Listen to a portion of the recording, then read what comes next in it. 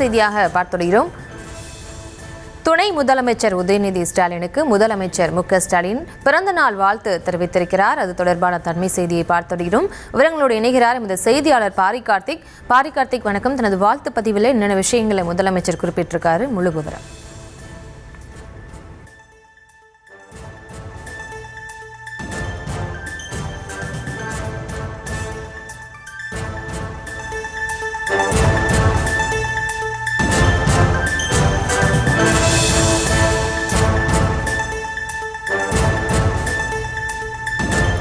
துணை முதலமைச்சர் உதயநிதி ஸ்டாலினுக்கு முதலமைச்சர் மு க ஸ்டாலின் பிறந்த நாள் வாழ்த்து தெரிவித்திருக்கிறார்.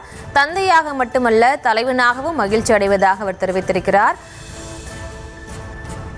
மக்களும் கழகத்தினரும் பாராட்டுவதை கேட்கும்போது தந்தையாக மட்டுமல்ல தலைவனாகவும் மகிழ்ச்சி அடைவதாக முதலமைச்சர் மு க ஸ்டாலின் தெரிவித்திருக்கிறார். அந்த அண்மை செய்தியை பார்த்து வருகிறோம்.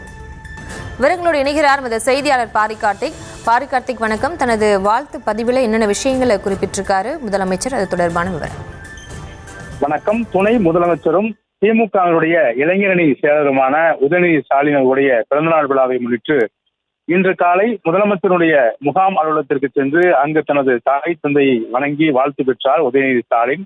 இந்நிலையில் அந்த புகைப்படத்தை பகிர்ந்து முதலமைச்சர் அவர்கள் தனது எக்ஸ் பக்கத்தில் கொள்கை பற்றோடு உழைப்பில் உயர்ந்து வரும் உதயநிதிக்கு பிறந்தநாள் வாழ்த்துக்கள். இளைஞரணி செயலராக, விளையாட்டுத்துறை அமைச்சராக, மாண்புமிகு துணை முதலமைச்சராக நீ ஆட்சி வரும் பணிகள் மக்களும் கழகத்தினரும் பாராட்டி சொல்வதை கேட்கும் போது தந்தையாக மட்டுமல்ல ஒரு தலைவனாகவும் மகிழ்ச்சி அடைகிறேன் என்றும் தெரிவித்திருக்கிறார்.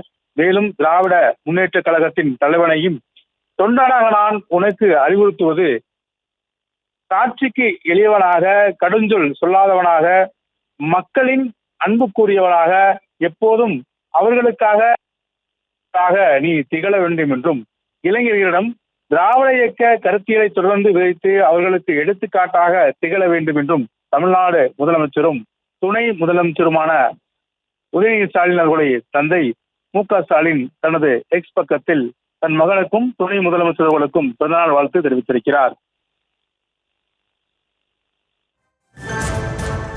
விவரங்களுக்கு நன்றி பாரி கார்த்திக்.